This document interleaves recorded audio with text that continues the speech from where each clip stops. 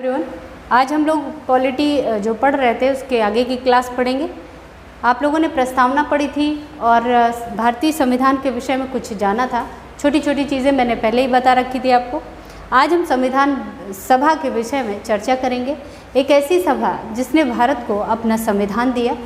अक्सर आप लोगों के दिमाग में एक सवाल आता होगा, इतना बड़ा संविधान, तो ये निर्माण कहाँ से हुआ है इसका?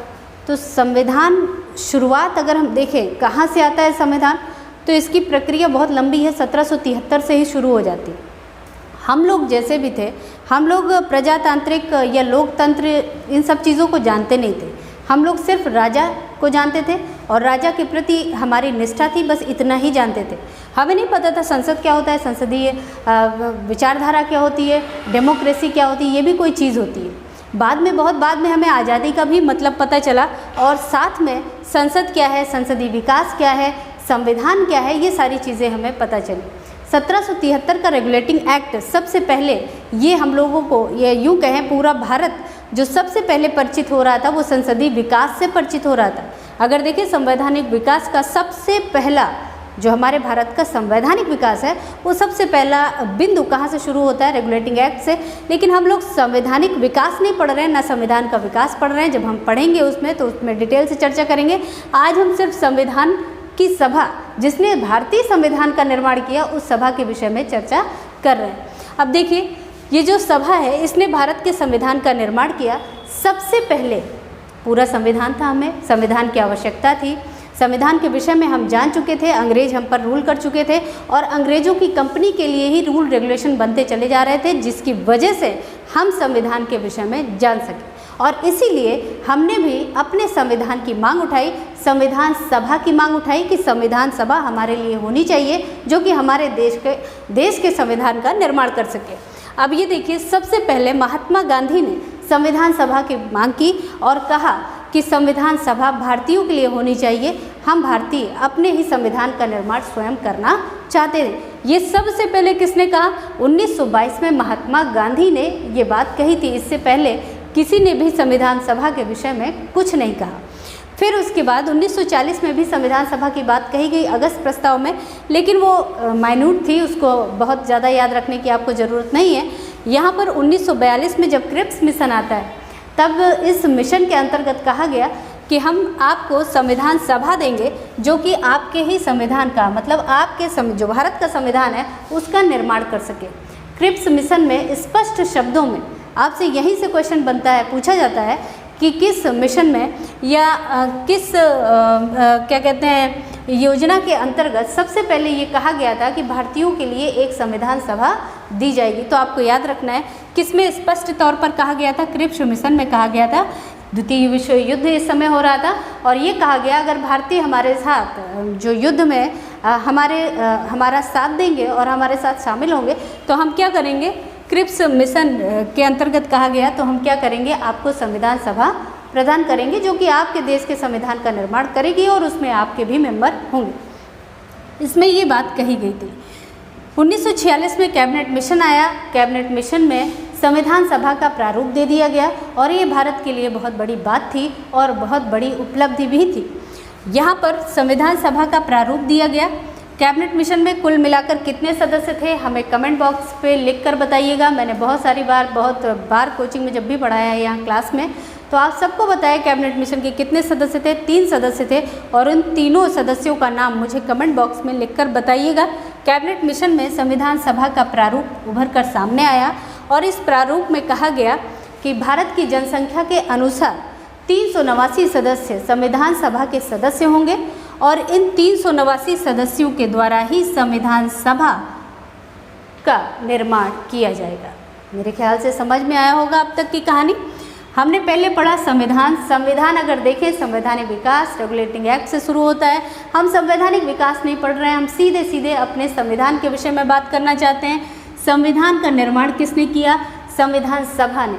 आपसे सीधे क्वेश्चन अगर एक लाइन में पूछ लिया जाए संविधान का निर्माण किसने किया, तो किसने किया? संविधान सभा ने किया। ऑप्शन में अक्सर ये क्वेश्चन पूछा जाता है, ऑप्शन में रहता है किसने किया, तो संविधान सभा ने किया। अब सबसे पहले संविधान सभा की बात किसने कही थी? महात्मा गांधी ने कही थी। क्रिप्स मिशन में स्पष्ट शब्दों में ये बात कही गई सबसे पहले संविधान सभा भारत में होनी चाहिए। 1946 में कैबिनेट मिशन के अंतर्गत संविधान सभा का प्रारूप प्रस्तुत किया गया। आपसे क्वेश्चन पूछेगा संविधान सभा का प्रारूप किस मिशन के अंतर्गत या किस योजना के अंतर्गत प्रस्तुत किया गया था, तो आपको याद रखना है कैबिनेट मिशन के अंतर्गत प्रस्तुत किया गया था।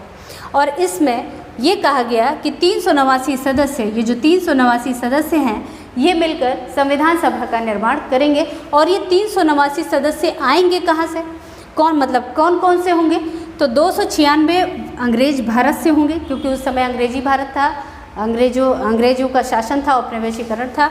तो यहाँ पर क्या होगा, अंग्रेजी भारत से 396 सदस्य होंगे और ये जो 93 सदस्य हैं वो देसी रियासतों से मनोनीत होकर आएंगे। तो यहाँ आपसे ये भी क्वेश्चन बनता है कि कितने सदस्य कहाँ से आने थे, तो 93 सदस्य कहाँ से आने थे, देसी रियासतों से मनोनीत होने थे। 296 सदस्य अंग्रेजी भारत से आने थे। 292 और ये 4 लिखा हुआ है, 292 पूरे जो अंग्रेजी राज्य हैं वहाँ से आएंगे। और ये 4 अंग्रेज़ों की कमिश्नरियाँ थी। कमिश्नरियाँ आप सोच रहे होंगे क्या है, जैसे दिल्ली था, अजमेर था, कुर्ग था, बलूचिस्तान था, ये 4 ये अंग्रेज़ों की कमिश्नरियाँ थी, यहाँ से भी आने थे। इन सभी सदस्यों को अप्रत्यक्ष रूप से इनका चुनाव होना था, निर्वाचन होना था, लेकिन प्रत्यक्ष रूप से नहीं, अप्रत्यक्ष रूप से इनका निर्वाचन होना था। तो आपको ये सारी संख्या, ये जो लिखी हुई है 389, 296, 92, 4 और 93, ये सब आपको याद रखना है। 296 में से 292 अंग्रेजी भारत और 4 कमिश्नरियों से आने थे। 4 कमिश्नरियाँ मैंने आपको बता दी, याद रखिएगा कौन कौन सी थी। दिल्ली था, अजमेर था, कुर्ग मतलब कर्नाटक, और बलूचिस्तान जो पाकिस्तान का हिस्सा है, ये यहाँ से 296 कुल मिला के 296 सदस्य और 93 देसी रियासतों से आने थे। तो ये तो था संविधान सभा का प्रारूप, जो कि 389 सदस्यों की रिकमेंडेशन कर रही थी, 389 सदस्य होने चाहिए थे। अब देखिए 9 दिसंबर 1946 तक सारे चुनाव संपन्न कर लिए गए और सारे लोग आ चुके थे जिसको आना था। और आने के बाद 9 दिसंबर 1946 को संविधान सभा का प्रथम अधिवेशन होता है। संविधान सभा का प्रथम अधिवेशन हुआ और इसके उस समय अस्थायी अध्यक्ष कौन चुने गए, डॉक्टर सच्चिदानंद सिन्हा चुने गए। उसके कुछ ही दिन में, मतलब 2 ही दिन बाद 11 दिसंबर 1946 को डॉक्टर राजेंद्र प्रसाद इसके स्थायी अध्यक्ष चुने गए। सच्चिदानंद सिन्हा के स्थान पर अस्थायी अध्यक्ष किसको चुना गया, डॉक्टर राजेंद्र प्रसाद को चुना गया। ये सारी चीज़ें आपको याद रखनी है।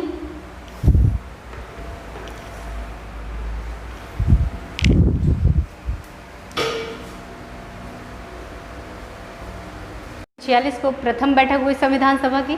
द्वितीय बैठक कब हुई, 11 दिसंबर 1946। एक चीज़ आपको याद रखना है यहाँ पर, 9 दिसंबर 1946 को जब प्रथम बैठक हुई थी, मैंने अभी आपको बताया थोड़ी देर पहले, डॉक्टर सच्चिदानंद इसके अस्थायी अध्यक्ष रहे। और प्रथम बैठक में कुल मिला के कितने लोगों ने भाग लिया था, तो 207 लोगों ने भाग लिया था। और इसमें महिलाएं कितनी थी ये भी आपको याद रखना है, 9 महिलाओं ने भाग लिया था। अगर हम पूरी संविधान सभा के विषय में देखें कि पूरी संविधान सभा में, मतलब जब से ये स्थापित हुई 1946 से लेकर 1950 के बीच में कुल मिला के कितनी महिलाएं रहीं या कितनी महिलाएं इसकी सदस्य थी, तो आपको यहाँ पर 15 डिजिट याद रखना है, मतलब 15 महिलाएं यहाँ पर सदस्य थी। और पहले अधिवेशन में कितने लोग आए, 207 सदस्य आए और 207 सदस्यों में से कितनी महिलाएं थी, 9 महिलाएं थी। ये पहले अधिवेशन के बारे में आपको याद रखना है। पहला अधिवेशन कब हुआ, 9 दिसंबर 1946 प्रथम बैठक, और अध्यक्ष कौन, सच्चिदानंद सिन्हा। कुल मिला के सदस्य कितने आए, 207, और इसमें महिलाएं कितनी थी, 9। अगर पूरे संविधान सभा में पूछा जाए, केवल एक क्वेश्चन आ जाए, संविधान सभा में कुल मिलाकर कितनी महिलाओं का प्रतिनिधित्व था या कुल कितनी महिला सदस्य थी, तो आपको याद रखना है 15 महिला सदस्य थी। जबकि अगर इस तरह से क्वेश्चन आ जाता है, पहली बैठक में, संविधान सभा की प्रथम बैठक में कुल कितनी महिलाओं ने भाग लिया या कुल कितनी महिलाएं सदस्य थी, तो आपको याद रखना है 9 महिलाएं। कभी कभार इस तरह से क्वेश्चन बन जाता है कि 1947 के पहले कुल कितनी महिलाएं थी, तो उस समय याद रखना है आपको 12 महिलाएं थी। हम इतना डिटेल में नहीं जाना चाहते, आपको जो मोस्ट इम्पॉर्टेंट डिजिट है 9 और 15 याद रखना है। आगे देखिए, 11 दिसंबर 1946 को डॉक्टर राजेंद्र प्रसाद को इसका अध्यक्ष बनाया गया, स्थायी अध्यक्ष बनाया गया। कौन स्थायी अध्यक्ष बने, डॉक्टर राजेंद्र प्रसाद। अस्थायी अध्यक्ष कौन थे, सच्चिदानंद सिन्हा। 13 दिसंबर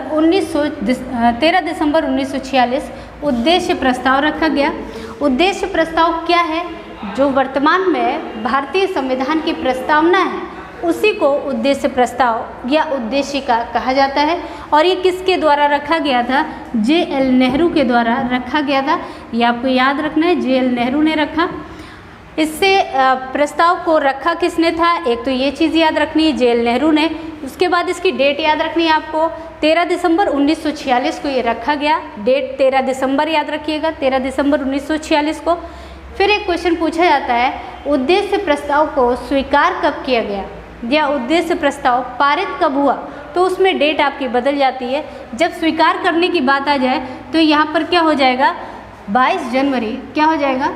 22 जनवरी 1947 को इसे स्वीकृत कर लिया गया था। तो यहाँ पर ये आपको डेट याद रखनी है। पहला, उद्देश्य प्रस्ताव प्रस्तुत कब किया गया? 13 दिसंबर 1946। स्वीकृत कब किया गया? 22 जनवरी 1947। इतनी जल्दी इसे स्वीकार नहीं किया गया था। कब किया गया? 22 जनवरी 1947 को स्वीकार किया गया था। आगे देखते हैं, 29 अगस्त 1947 को प्रारूप समिति, जिस समिति ने पूरे संविधान का स्ट्रक्चर तैयार किया, जो संविधान की संरचना, इंफ्रास्ट्रक्चर, जिसको भी पूरा का पूरा संविधान तैयार करने का श्रेय जिस समिति को जाता है वो कौन सी समिति है? प्रारूप समिति, संरचना समिति, जो भी इसका नाम कहे। इसके नाम बहुत सारे अजीब अजीब प्रकार से पूछे जाते हैं, तो आपको याद रखना है इस समिति ने पूरे संविधान को तैयार किया था। और इस समिति में सदस्य कितने थे? अध्यक्ष सहित कुल मिलाकर 7 सदस्य थे।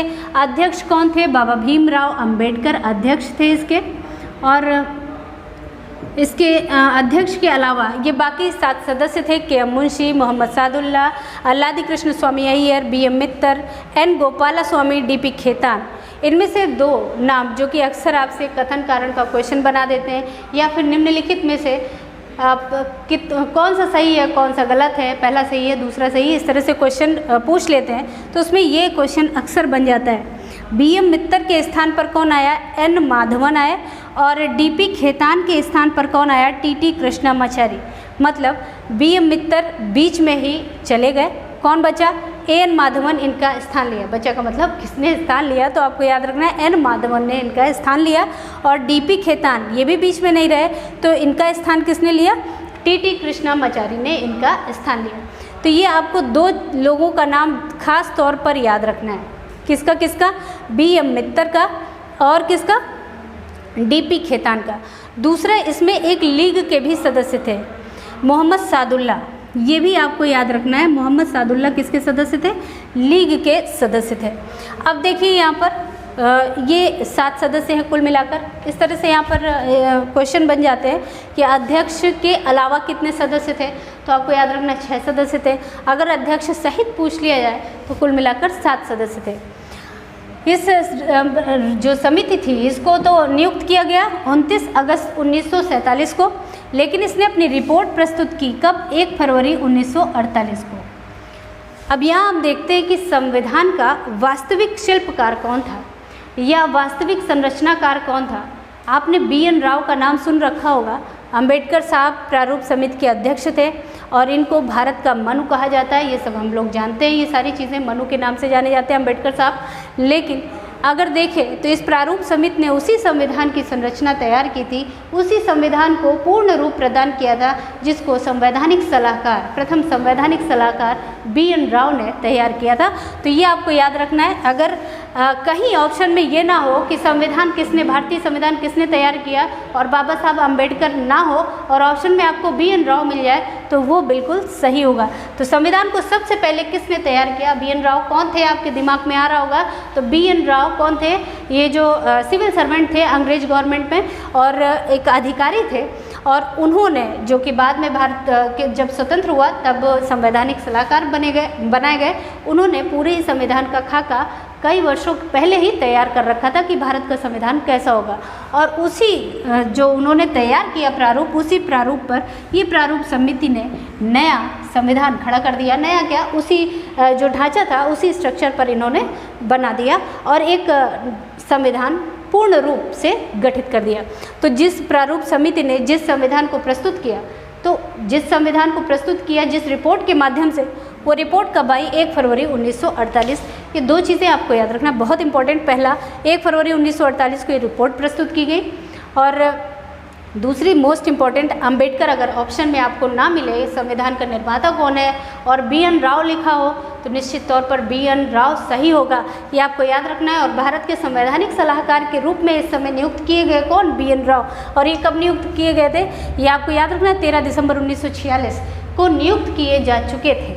आगे देखिए 26 नवंबर 1949, 26 नवंबर 1949 को वो दिन था जब हमारा संविधान अंगीकृत, अधिनियमित और आत्मार्पित हो चुका था। मतलब 1949 को हमारे देश का संविधान बनकर तैयार हो चुका था, हमारे देश ने स्वीकृति दे दी थी। और जिस समय ये संविधान तैयार हुआ उस समय 16 अनुच्छेद इसमें क्या कर दिए गए थे? संलग्न कर दिए गए थे। कुल मिला के ये क्वेश्चन आपसे पूछा जाता है, कुल मिला के कितने अनुच्छेद इस समय थे? तो आपको याद रखना है उस समय 16 अनुच्छेद यहाँ पर लागू कर दिए गए थे। अब देखिए 24 जनवरी 1950 को संविधान सभा की अंतिम बैठक हुई। संविधान सभा में कुल मिला के कितने अधिवेशन हुए? बैठक तो कई हुई, लेकिन आपको ये याद रखना है, ये सारे बहुत सारे क्वेश्चन होते हैं कि जैसे संविधान किसने लिखा, तो प्रेम बिहारी नारायण रायजादा ने ये संविधान लिपिबद्ध किया था, या कितने रुपए लगे, तो 64 लाख रुपए लगे। इस तरह से बहुत सारे छोटे फैक्ट आते हैं, कितने पेन लगे, ये सब बहुत सारे क्वेश्चन। उन पर ना जाते हुए मैं इतना छोटे क्वेश्चन नहीं जाना चाहती हूँ, बस इतना आपको याद रखना है कि ये पूरे संविधान में जो संविधान सभा थी उसके बीच में कुल 12 अधिवेशन हुए थे। कितने अधिवेशन हुए थे? 12 अधिवेशन हुए थे। और अंतिम बैठक कब हुई? पहली बैठक आपको याद रखना है 9 दिसंबर 1946 और अंतिम बैठक 24 जनवरी 1950 को हुई। 26 जनवरी 1950 हमारा संविधान लागू हो गया और संविधान सभा के जो अध्यक्ष थे डॉक्टर राजेंद्र प्रसाद, उनको राष्ट्रपति बना दिया गया। कुल मिलाकर यहाँ पर हमारा संविधान तैयार होकर लागू हो जाता है 26 जनवरी 1950 के दिन। इस संविधान में हस्ताक्षर करने वाले प्रथम व्यक्ति जवाहरलाल नेहरू थे और अंतिम व्यक्ति डॉक्टर राजेंद्र प्रसाद थे। 284 लोगों ने इस पर हस्ताक्षर किए थे। तो ये सारी छोटी चीज़ें आपको मैं अगले वीडियो में उपलब्ध करा दूंगी। Okay, thank you all of you.